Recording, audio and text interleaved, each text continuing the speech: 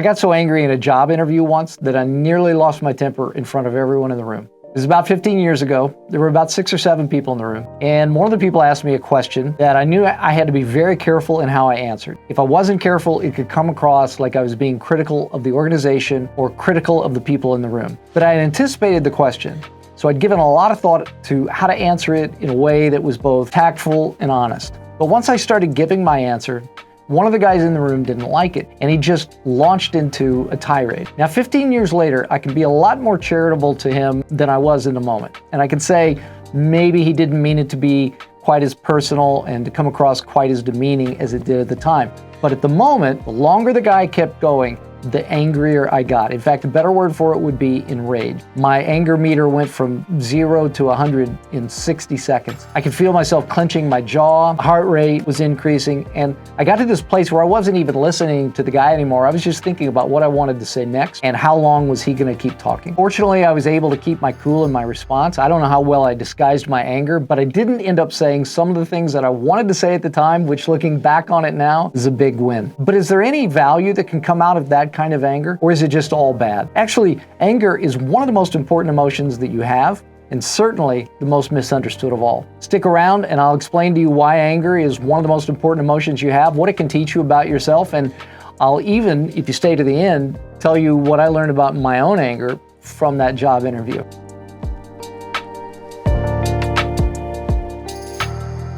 Most people think that anger is just bad. It's something to be controlled, something to be managed, something to get rid of. That's exactly backward. Anger has a hidden intelligence that most people aren't aware of. In fact, it's kind of like a sophisticated alert system that will help you decode yourself and understand yourself better. For instance, when your anger flares up in response to someone else's behavior, it's often your mind's way of saying, hey, this person's crossing a boundary that's important to me. Now, if that's a physical boundary, of course, you have every right to be angry, and your anger's telling you that you need to take some action to protect yourself. But if it's not a physical boundary, let's say it's an emotional boundary or an intellectual boundary of some kind, when someone's crossed a boundary and you feel yourself getting angry, ask yourself, what specifically is the boundary that was crossed? Being able to name it, to put some specific name on it, is very important to understanding yourself. And then ask yourself, why is that boundary there? What's it protecting? And where did it start in the first place? When did you first notice this? And then the really important question to ask is this boundary helpful to my relationships, or is it harmful to my relationships? Because not every boundary that we set is really helpful to us. Sometimes our boundaries are just ways of trying to protect ourselves from dealing with things that we really don't want to deal with.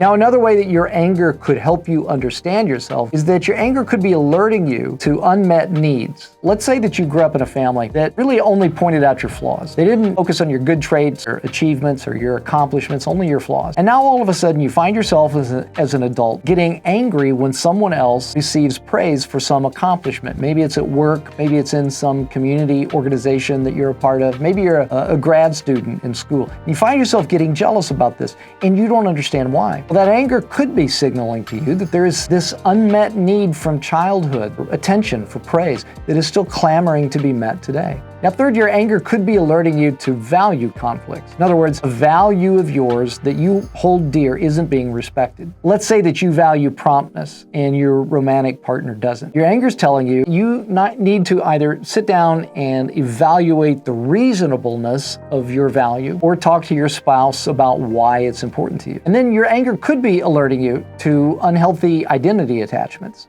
People talk a lot about identity these days, but not everything that we build our identity around is healthy. And even if the thing that you build your identity around is a good thing, your need for it might not be healthy. This is where my job interview comes in. When I had some time to think about it, here's what I realized that my anger was alerting me to. One was that absolutely the guy was completely out of line. I had a right to be angry about that, about the way that he responded. But the degree of anger that I felt signaled that there was more to it than that. I realized that part of my identity was built around needing other people's respect. Now, wanting other people's respect, that's healthy. Needing it isn't. Wanting it says, I respect myself and I would love your respect, but if you don't give it to me, I'm good. Needing it, on the other hand, says, my ability to feel self-respect depends on you and how you treat me. Identity attachments like that tend to get in the way of relationships because they become a demand that you place on your coworker or your friend or your romantic partner for a relationship. Now, in the case of that job interview, I never had to see that guy again, but imagine I put that kind of demand on my wife and I were to say to her, my self-respect is completely determined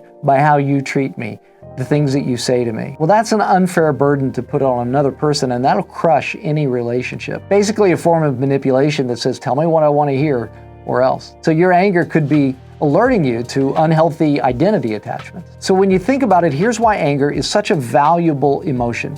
You can use it as a tool for self-discovery.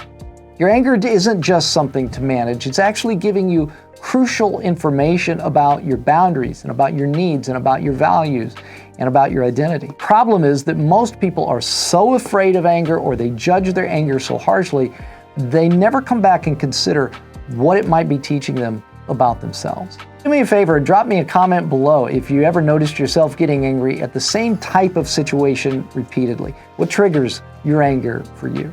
If you found this video helpful or interesting, check out my video on how to spot a toxic person before they hurt you, because there are a lot of people that have patterns of inflicting emotional damage on the people whom they get close to. I'll link it in the description below.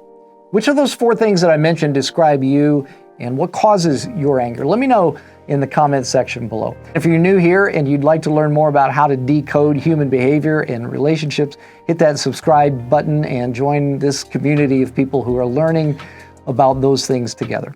See you in the next video, and grace and peace to you.